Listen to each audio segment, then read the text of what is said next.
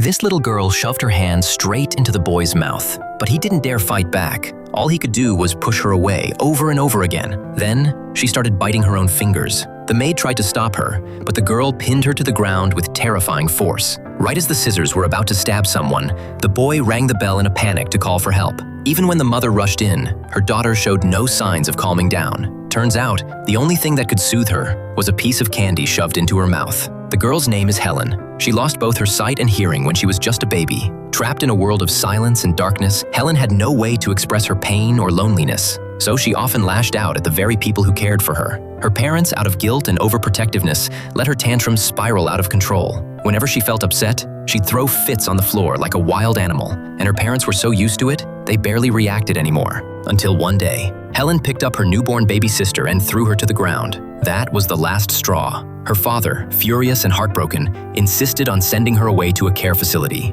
but her mother just couldn't bring herself to let go. In the end, they reached a compromise. They'd call for help from the Perkins School for the Blind. Soon after, the school sent them a private tutor. This teacher was no ordinary person. She always wore dark-tinted glasses. Her name was Emma. She had partial blindness and was extremely sensitive to light. Naturally, the father had doubts. How could someone who could barely see herself possibly teach a deaf and blind girl? What no one expected was that this very teacher would completely change the course of Helen Keller's life. On Emma's very first day, Helen grabbed her hand and gave it a good sniff. Then she started slapping and poking her with no boundaries at all. Next, Helen straight up snatched Emma's suitcase and dumped all her clothes on the floor like a little tornado. But then she pulled out a doll. Touching the doll's face, she began mimicking its features on herself. Emma seized the moment. She gently took Helen's hands and started teaching her the sign for doll. To her surprise, Helen picked it up fast. Though she couldn't speak or hear, she was incredibly smart. Emma took out a piece of cake, let Helen have a bite, and began teaching her the sign for cake. Helen paused for a moment, and then got every movement right.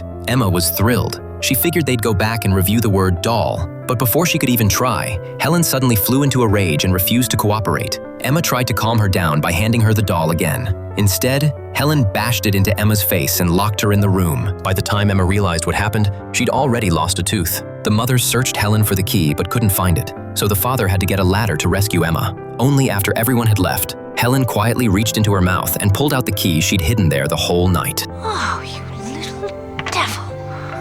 If you think you can get rid of me that easily, you're wrong.